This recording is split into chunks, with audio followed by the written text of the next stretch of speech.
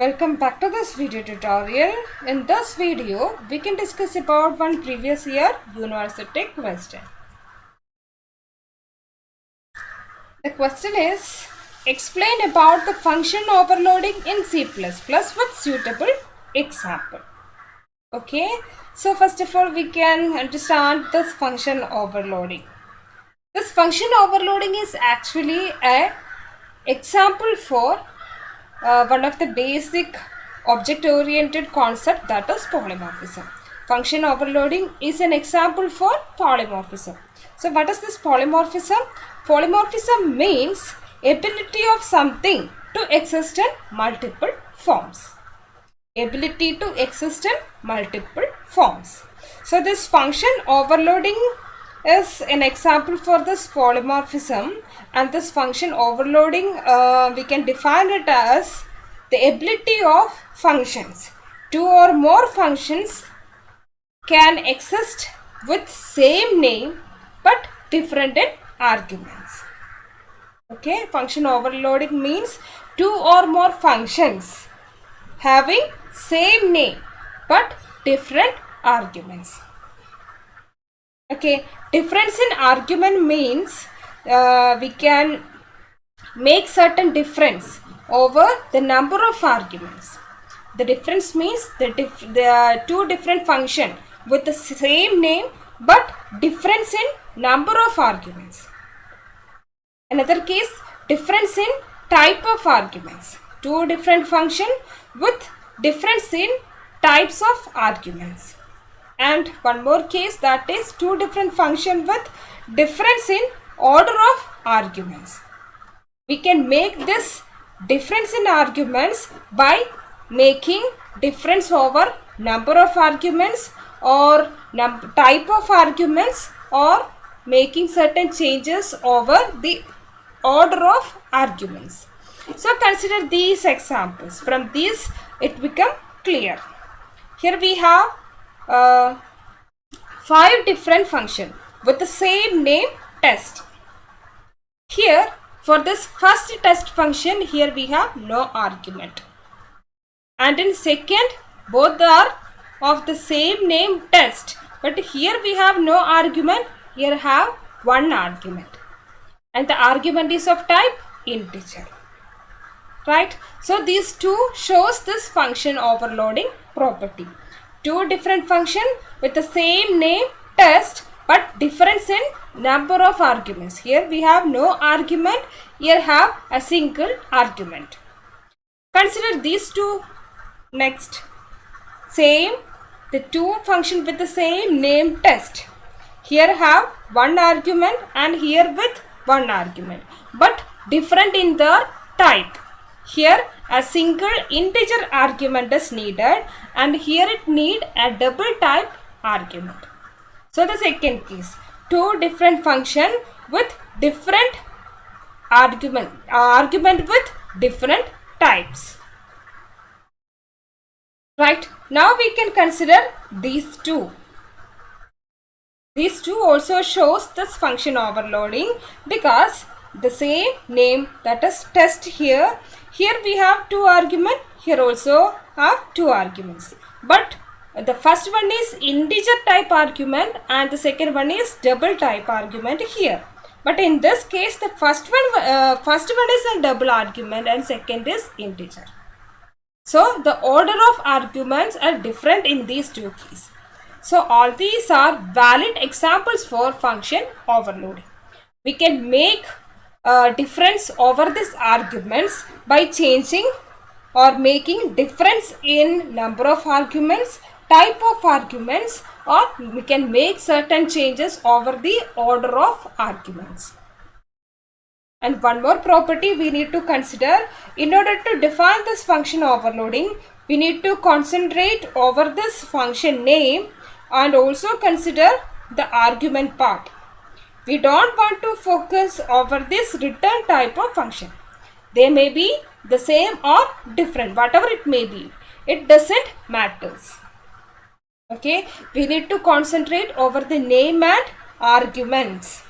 We don't want to consider or we don't want to focus over this return type of function. Whatever it may be, it works. Right? Now we can consider one program. So consider this program example. Here we have 4 different display functions. They all are example for function overloading. First display with single integer argument, second display with single double type argument, third with 2 arguments. First is an integer, second is double. And the fourth one with 2 arguments, first is double and second is integer. Now we can consider the body of all 4 display functions. The first display function with single integer argument, the body is like this. First it display 1, then it display integer number colon the integer value. Okay, this 1 is displayed here in order to identify which function body is currently executed. And the second display function, the body corresponding to this one, as this. First display this 2 in order to understand the second function body is executed now. So it display fractional number with the value.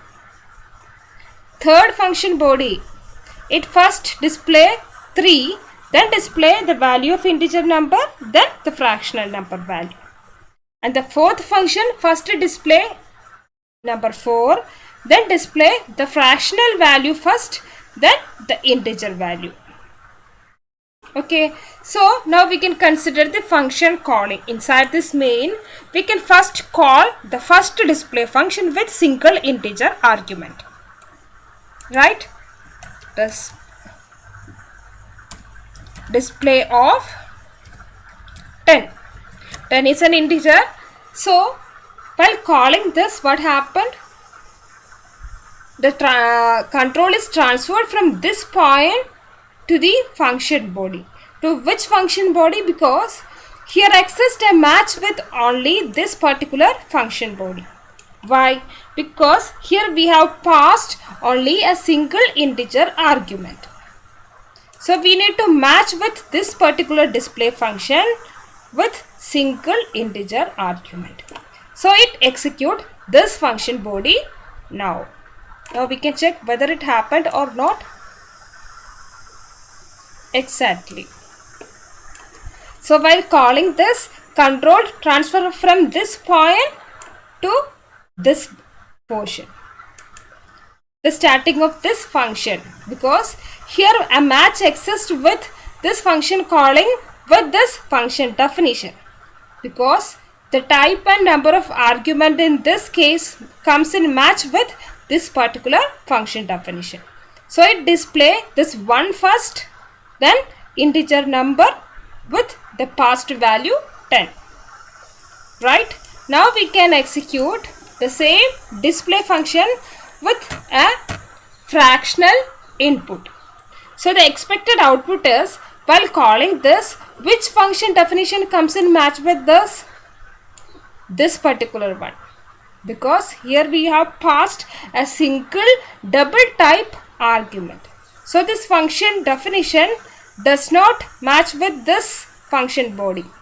Why? This function definition does not match with this function calling, because here it is a single fractional argument, but here it indicates an integer type argument. So there exists no match. But while comparing this function calling with this particular function definition, it comes in match with this particular definition. So the expected output is 2 fractional number 10.9. Now we can check. Exactly. The same expected output, 2 fractional number, the passed value 10.9. All other function definition does not match with this function calling. Right? Now we can call the another display function 10.9 and the 10. So from this it clear that first one is a double type argument, a fractional number, and the second argument is integer. Which function definition comes in match with this function calling? Is this function calling match with this particular definition? Never, because here it indicates a single integer argument, but here we have two arguments, so here exists no match. So consider this one and this function definition. Is there exist any match? Again, no. Why? Here it indicates a single double type variable, but here it passed two arguments. First one is a fractional number and second is integer. So again here exists no match. So skip this function definition. Compare this one. Here we have two argument. The called function also have two argument. But is there exist any match? Again the answer is no. Why? Because here it indicate the first argument is fractional and the second is integer. But here in this function definition, number of arguments comes in match with here, this function calling. But the first one is integer, but here it passed a fractional number. So there exists no match with this function body with the called function. And again check the fourth function. Here it comes with the match, because the first one indicate a double type variable and second is an integer type variable, right? So this function calling, while calling this function, control transfer from this point to this function definition. The first variable, first value, past value, that is this 10.9 copied here first, and the second value 10 copied here.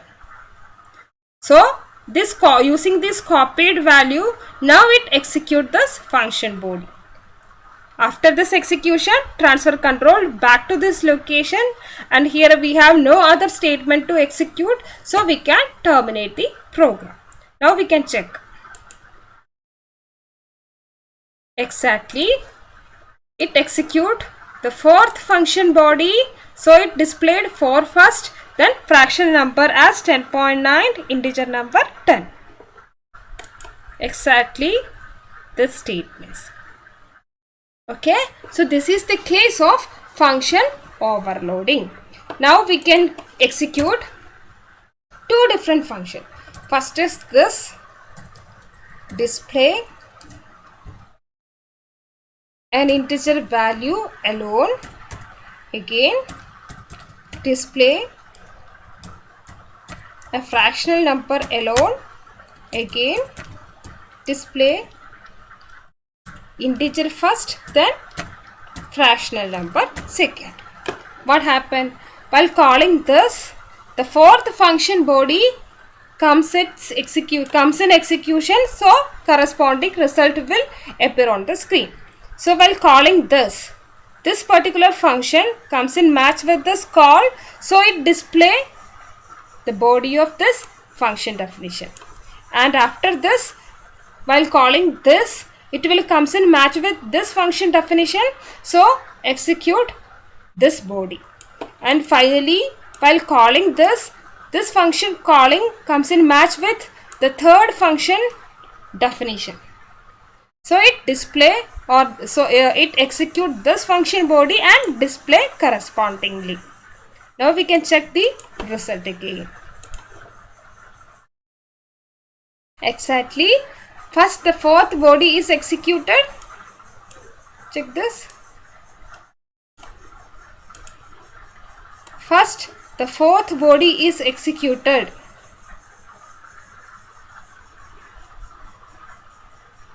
Okay, after that the first body is executed. Here I am forgot to put a new line character, that is why the two statement comes in a single line. Integer number 10. So after that it display 1 colon integer number 10. After that it execute this third display, so it displayed like 2 fractional number as 10.9. Then finally it execute this display and displayed the fractional number first, the integer number first, then the fractional number. Okay, so here while calling a function, the corresponding function body to be executed is decided based on the number or based on the number and type of arguments. Number, type and order of arguments passed to the called function. Okay.